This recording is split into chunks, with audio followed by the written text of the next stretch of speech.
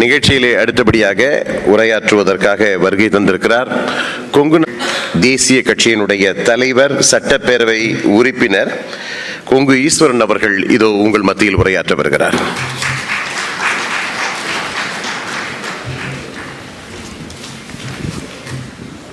கடாரம் கொண்டான் ராஜேந்திர சோழனுடைய இந்த 1000வது வெற்றி விழாவை மிகச்சிறப்பான முறையிலே கம்போடியாவிலே அங்கோர் தமிழ் சங்கம் ஏற்பாடு செய்து நடத்தி கொண்டிருப்பதை மிக மகிழ்ச்சியோடு பெருமையாக பார்க்கின்றேன். இந்த சங்கத்தினுடைய தலைவர், அன்பு சகோதரர், உலகம் சுற்றிய வாலிபன் சீனிவாச ராவ் அவர்களே, அவரோடு சேர்ந்து சுற்றிய அருமை சகோதரர் ஞானசேகரன் அவர்களே, அன்பு சகோதரர் சீனிவாசராவ் உலகை சுற்றினார் என்று சொன்னால் வீட்டில் பொண்டாட்டி விடணும், விட்டால் தான் சுற்ற முடியும். எல்லாரும் அப்படி சுற்றிட முடியாது. அதனால் இன்றைக்கு அவரை உலகம் சுற்ற விட்டுவிட்டு குடும்பத்தை பார்த்து இன்றைக்கு சிறப்பாக கம்போடியாவிலே வாழ்ந்து இந்த நிகழ்ச்சி, இந்த சங்கத்தினுடைய செயலாளராக இருந்து வரவேற்புரை நல்கியிருக்கின்ற அன்பு சகோதரி தாமரை அவர்களே, அவருடைய குடும்பத்தார்களே, கம்போடிய நாட்டினுடைய மதிப்புக்கு மரியாதைக்குரிய அனைத்து மேடையில் அமர்ந்திருக்கிற சான்றோர்களே, மலேசியாவிலிருந்து வந்து மிகச்சிறப்பாக உரையாற்றி அமர்ந்திருக்கின்ற அருமை அண்ணன் முன்னாள் அமைச்சர் சுப்பிரமணியம் அவர்களே, மலேசியாவிலே அன்றைக்கு 2000 பல ஆண்டுகள் மலேசியாவிலே ஆட்சி செய்த கட்சியோடு கூட்டணியில் இருந்த கட்சியினுடைய தேசிய தலைவராக பல ஆண்டு காலம் இருந்தவர் நம்முடைய அண்ணன் சுப்பிரமணியம் அவர்கள். 2016ஆம் ஆண்டு கோலாலம்பூரிலே நாங்கள் எங்கள் இயக்கத்தின் சார்பாக ஒரு மாநாட்டை நடத்தினோம். ஒரு 12,000 பேர் கலந்து கொண்ட ஒரு மாநாடு. தமிழகத்திலே கொங்கு மண்டலத்திலிருந்து மட்டும் 2,500 பேர் அதிலே வந்து கலந்து கொண்டோம். அன்றைக்கே அவரை நான் தலைமைச் செயலகத்திலே சென்று சந்தித்திருக்கின்றேன். எங்கள் மாநாடு நடத்துவதற்கு மிகப்பெரிய உதவியாக அவர் இருந்தார். அன்றைக்கு மலேசியாவினுடைய பிரதமர் தான் அந்த மாநாட்டினுடைய சிறப்பு விருந்தினராக கலந்து கொண்டார் என்ற செய்தி, அந்த உதவிக்கு இந்த நேரத்தில் அவருக்கு என்னுடைய நன்றியையும் இந்த நேரத்திலே தெரிவித்துக் கொள்ளுகின்றேன். இங்கே நம்முடைய தமிழகத்தினுடைய சட்டமன்ற உறுப்பினர்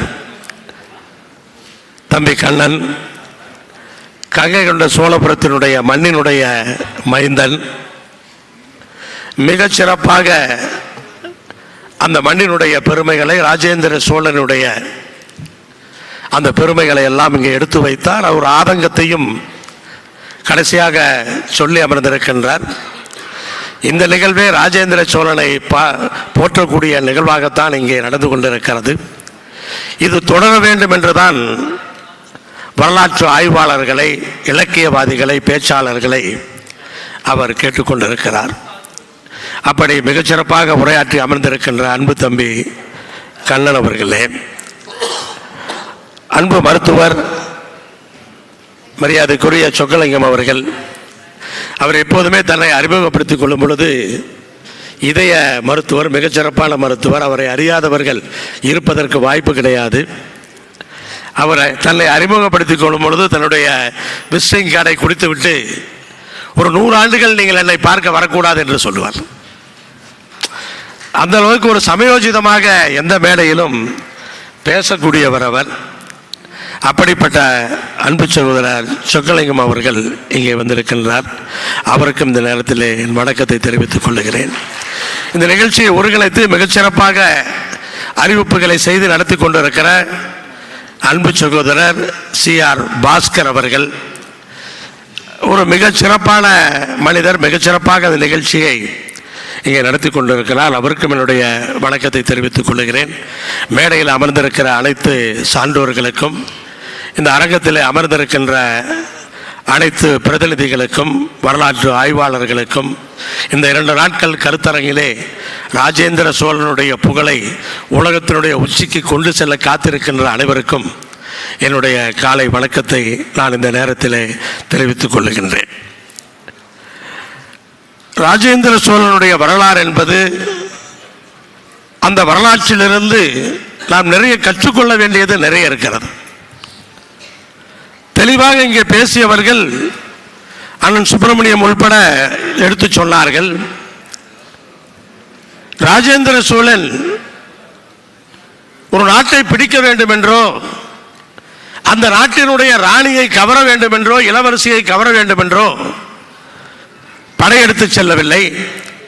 வென்ற நாடுகளிலெல்லாம் தன்னுடைய பிரதிநிதியை வைக்காதவர் அவர். எந்த ஒரு அரசன் ஒரு நாட்டை பிடிக்க சென்றாலும் அந்த நாட்டிலே வெற்றி பெற்ற பின்னால் ஆட்சி செய்வதற்கு தன்னுடைய பிரதிநிதியை வைப்பான். ஆனால் ராஜேந்திர சோழன் அப்படி செய்தவர் கிடையாது. அவருடைய நோக்கமெல்லாம் தமிழர்களுடைய அந்த வணிகம், வியாபாரம் தடையில்லாமல் சிறப்பாக நடக்க வேண்டும். அப்படி நம்முடைய தமிழக வணிகர்கள் கிழக்காசிய நாடுகளிலே, பல நாடுகளிலே வியாபாரங்களை செய்த பொழுது அந்த வட்டார வியாபாரிகளோடு மிகப்பெரிய பிரச்சனை இருந்தது. தமிழர்கள் திறமையானவர்கள் என்பதை உலகம் அறியும். அப்ப இவர்கள் சிறப்பாக வணிகம் செய்யும் பொழுது அந்த பிரச்சனைகள் இருக்கத்தான் செய்யும். அப்ப ஆங்காங்கே இருக்கிற வணிகர்கள் எல்லாம் ராஜேந்திர சோழனிடத்தில் கேட்ட பொழுது அதற்காக படையெடுத்து இவருடைய வியாபாரம் சுமூகமாக நடப்பதற்கு வழிவகை செய்தவன் ராஜேந்திர சோழன். அன்றைக்கே ராஜேந்திர சோழன் புரிந்திருக்கிறார், சீனாவோடு நாம் வணிகம் செய்ய வேண்டும் என்று. மிகப்பெரிய ஜனத்தொகை கொண்டது சீனா. அப்ப கிழக்காசிய நாடுகளின் வழியாக, கடல் வழியாக செல்ல வேண்டும் என்று சொன்னால் நம்முடைய வணிகர்களுக்கு தொந்தரவு இருக்கக்கூடாது. அதற்காகவே தன்னுடைய கடற்படையை வடிவமைத்தவன். ராஜேந்திர சோழனுடைய படைகளிலே கடற்படை வலிமையானது. ராஜேந்திர சோழன் போரிட்டு பிடித்த இடங்களிலே அதிகமாக துறைமுகங்கள் அதிகம். மொத்த நோக்கமே தமிழர்கள் வணிகம் செய்து வளர வேண்டும் என்ற ஒரே எண்ணம் தான். அதே போல தம்பி கண்ணன் அவர்கள் சொன்னது போல ராஜராஜ சோழன் கடல் கலந்து அங்கே இலங்கையில் ஒரு பகுதியை பிடித்தார். இலங்கையை முழுதாக பிடிக்கவில்லை. ஆனால் ராஜேந்திர சோழன் மீதி இருந்த இலங்கையும் பிடித்தார். வங்காள விரிகுடாவை தாண்டி இந்த பக்கம் கிழக்காசியாவிற்கு வந்தார். இங்கு அவர் வெல்லாத இடமே கிடையாது. போரிட்ட போர்களெல்லாம் வெற்றி. ராஜராஜ சோழன் வென்ற அத்தனையிலும் ராஜேந்திரனுக்கு பங்குண்டு. ராஜராஜ சோழன் மன்னராக இருந்த பொழுது ராஜேந்திரனும் அதிலே பங்கேற்றிருந்தார். 1012ஆம் ஆண்டு இணை ராஜாவாக கூட பங்கேற்றார். 1014 தான் மன்னராக முடிசூட்டிக் கொள்ளுகிறார். அப்படி அனைத்திலும் அவருக்கு அன்றைக்கு பங்கிருந்தது என்பதுதான் உண்மை. ஆனால் இப்படிப்பட்ட ராஜேந்திர சோழன் உலக பேரரசன். ராஜராஜ சோழன் முன்னிலைப்படுத்திய அளவிற்கு ராஜேந்திர சோழனை முன்னிலைப்படுத்தவில்லை என்பது நம்முடைய தம்பி கண்ணனுடைய குறை. அது உண்மைதான். ராஜராஜ சோழனை தெரிந்த பல பேருக்கு, அந்த புகழை அறிந்த பல பேருக்கு ராஜேந்திர சோழன் என்னவெல்லாம் செய்தார் அதற்கு பிறகு என்று தெரியாது. அதை கொண்டு போய் சேர்த்த வேண்டியது நம்முடைய கடமை. ராஜராஜ சோழனும் ராஜேந்திர சோழனும் கட்டி அமைத்த அந்த அடித்தளம் 430 ஆண்டுகளுக்கு சோழர்கள் ஆளக்கூடிய ஒரு வாய்ப்பை கொடுத்தது. அடித்தளம் அமைச்சவர்கள் அவர்கள். அப்படிப்பட்ட இந்த சோழ சாம்ராஜ்யத்தை இன்றைக்கு தூக்கி பிடிக்கிற வேலை தமிழ்நாட்டில் மட்டுமல்ல, இந்தியா முழுவதும் இன்றைக்கு தெரியக்கூடிய அளவிற்கு நிகழ்ச்சிகள் நடந்து கொண்டிருக்கின்றன. உலகம் முழுவதும் இன்றைக்கு அதை செய்ய வேண்டும் என்று இங்கே கம்போடியா போன்று, நம்முடைய சீனிவாசன் போன்று பலரும் பல நாடுகளிலும் அந்த முயற்சிகளை இன்றைக்கு எடுத்துக் கொண்டிருக்கிறார்கள். இனி அசைக்க முடியாது. அதே போல இங்கே இந்த பகுதியிலே பார்த்தவரை இந்த ஆங்கோர் வாட் டெம்பிள் என்பது கோயில் என்பது மிக பிரசித்தி பெற்றது, உலக பிரசித்தி பெற்றது, எல்லோருமே அறிவோம். இதில் நான் புரிந்து கொள்ள விரும்புவது, பகிர்ந்து கொள்ள விரும்புவது என்னவென்று சொன்னால்,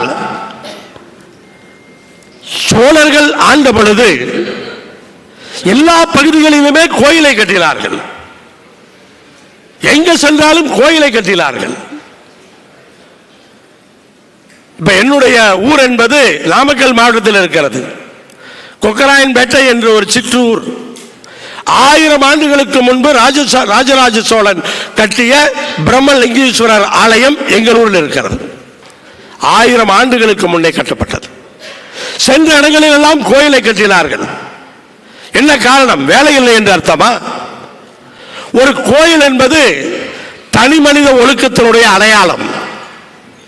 வெறும் கோயில் அல்ல, தனி மனித ஒழுக்கத்தினுடைய அடையாளம் தான் கோயில். ஒரு தனி மனிதன் எப்போது தவறு செய்கிறான்? தன்னை யாரும் பார்க்கவில்லை என்பதுதான் தவறு செய்கிறான். நான் செய்கின்ற தவறு யாருக்கும் தெரியாது என்று நினைக்கும் போதுதான் தவறை செய்கிறான். ஆனால் இரவு பகலாக நான் தனியாக இருந்தாலும் என்னை ஒரு சக்தி பார்த்து கொண்டிருக்கிறது என்று பயம் இருந்தால் அவன் தனி மனித ஒழுக்கத்தோடு வாழ்கிறான். தனி மனித ஒழுக்கம் அந்த காலத்தில் இருந்து நம்முடைய அடையாளமாக திகழ்ந்து கொண்டிருப்பதற்கு அதுவும் ஒரு காரணம். அப்ப கோயில் கட்டுவதனுடைய நோக்கம் மனிதன் தனி மனித ஒழுக்கத்தோடு வாழ வேண்டும் என்பதற்காக. அதேதான் இங்கே கம்போடியாவிலும் செய்திருக்கிறார்கள். எங்கு பார்த்தாலும் கோயில். என்ன தமிழகத்தை பொறுத்தவரை இன்றைக்கு சிதைந்த கோயில்களை எல்லாம் இன்றைக்கு அரசாங்கமும் சீர்படுத்திக் கொண்டிருக்கிறது. தனிப்பட்ட அமைப்புகளும் இன்றைக்கு கும்பாபிஷேகம் செய்து அதை சீர்படுத்திக் கொண்டிருக்கிறார்கள். கம்போடியாவிலே நிறைய கோயில்கள் சிதைந்து கிடக்கின்றன. அதற்கெல்லாம் ஒரு காலம் வரும், யாராவது வருவார்கள் அதையெல்லாம் சீர்படுத்துவதற்கு. ஆனால் சோழர்களுடைய அதே எண்ணம் கம்போடியாவில் இருந்திருக்கிறது. ஆங்கோர் வாட் கோயிலை சூரியவர்மன் கட்டினார் என்று சொன்னால் சோழர்களுக்கு இருந்த அதே உணர்வு இவர்களுக்கு இருந்திருக்கிறது என்று அர்த்தம். 1000 ஆண்டுகளுக்கு முன்பே தமிழர்களுடைய தாக்கம் கம்போடியாவிலே இருந்திருக்கிறது. அந்த கலை நயத்தை, கோயிலுடைய கலை நயத்தை பார்க்கும் பொழுது சோழ காலத்தினுடைய அந்த கோயில்களோடு அது ஒத்துப்போகும். அப்படிப்பட்ட சிறப்போடு, அந்த ஒற்றுமையோடு, அந்த தொடர்போடு தமிழர்களும் கம்போடியாவும் இன்றைக்கு வாழ்ந்திருக்கிறோம். அதே போல இன்றைக்கு தமிழன் என்றால் ஒரு தனி அடையாளம். நீங்க சாயல் கூட பாருங்க, நம்ம யாராவது சாயல் இருக்கிறோமா என்ன? வட இந்தியாவுக்கு போயிட்டீங்கன்னு வச்சுக்கோங்க, ஒவ்வொரு மாநிலத்திலையும் ஒரு சாயல் இருப்பாங்க. நீங்க அசாம், மேகாலயா, மணிப்பூர் அங்கெல்லாம் போனீங்கன்னா அவங்க வேற சாயல் இருப்பாங்க. ஆனா தமிழன் தனி சாயல், நம்முடைய அடையாளம் தனி அடையாளம். நாம் எங்கிருந்து வந்தவர்கள் அல்ல. மூத்த குடி தமிழர் என்று ஏன் சொன்னார்? நம்ம சாயல் தான் மற்றவர்களுக்கு சென்று இருக்கிறது, மற்றவருடைய சாயல் நமக்கு வரவில்லை. அப்ப உருவமே அப்படி இருக்கிறது என்று சொன்னால் இன்றைக்கு நம்முடைய வரலாறுகள் எல்லாம் தோண்டி எடுக்கப்படுகிறது. 5000 ஆண்டுகளுக்கு முன்னால் நாம் இரும்பை பயன்படுத்தி இருக்கிறோம் என்று வரலாறு வரும் பொழுது நமக்கு அவ்வளவு பெருமையாக, நம்பிக்கையாக இருக்கின்றோம். பண்டைய வரலாறு என்பது ஏதோ வெற்றி பேச்சு அல்ல. அவர்களைப் போல நாமும் வாழ வேண்டும் என்ற அந்த எண்ணத்தை உருவாக்கக்கூடியதாக இதை போன்ற கருத்தரங்கங்கள் மூலமாக நாம் ஏற்படுத்திக் கொண்டிருக்கிறோம். அப்படிப்பட்ட தனி மனித ஒழுக்கம் மறுபடியும் வர வேண்டும். இன்றைக்கு பல விஷயங்கள், பல குற்றங்கள் சீர்கெட்டு போவதற்கான அந்த காரணமே தனி மனித ஒழுக்கம் கெட்டுப்போவதுதான். அதை சீர்படுத்துவதற்கான அந்த முயற்சிகள் நாம் எல்லோரும் செய்தாக வேண்டும். அப்படிப்பட்ட ஒரு நல்ல எண்ணங்களோடு இந்த கருத்தரங்கத்திற்கு பல நாடுகளில் இருந்து வந்திருக்கிறீர்கள். ஏதோ வந்தோம் கலைந்தோம் என்று இருக்கக்கூடாது. ராஜேந்திர சோழனுடைய புகழை அனைத்து பகுதியிலும் பரப்ப வேண்டும். அதே போல இந்த கருத்தரங்கம் என்பது ஏதோ வரலாற்றை பேசுவதோடு நின்றுவிடக் கூடாது. எப்படி ராஜேந்திர சோழன் வணிகத்திற்காக போரிட்டானோ அதை போல இந்த கருத்தரங்கங்கள் வணிகத்தை மேம்படுத்துவதற்கும் பயன்பட வேண்டும். அப்போதுதான் நிலைத்து நிற்கும், நீடிக்கும். வணிகம் மேம்பட வேண்டும், பொருளாதாரம் வளர வேண்டும். அப்படி பொருளாதாரம் வளர்ச்சி பெற்றால்தான் இதை போன்ற கருத்தரங்குகள் தொடர்ந்து நடப்பதற்கு அது உதவியாக இருக்கும். அப்படிப்பட்ட எண்ணங்களோடு இந்த கருத்தரங்கை அமைத்திருக்கிற நம்முடைய அன்பு சகோதரர் சீனிவாசன் அவர்களுக்கும் தமிழ் சங்கத்தினுடைய அனைத்து பொறுப்பாளர்களுக்கும் இந்த நேரத்தில் நன்றி பாராட்டும் பொழுது, இந்தியாவுக்கும் கம்போடியாவுக்கும் இருக்கின்ற ஒரு வர்த்தகம் என்பது மிக குறைவாக இருக்கிறது. மிக குறைவான வர்த்தகத்தான் நாம் செய்து கொண்டிருக்கிறோம். ஏற்றுமதி இறக்குமதி என்பது மிக குறைவாக இருக்கின்றது. அதை இன்னும் மேம்படுத்துவதற்கான முயற்சிகள் செய்யப்பட வேண்டும். அதுவும் நாம் ராஜேந்திர சோழனுக்கு புகழ் சேர்ப்பதுதான். அப்ப அந்த வர்த்தகத்தை மேம்படுத்துவதற்கான அந்த முயற்சிகளுக்கும் இந்த கருத்தரங்கம்.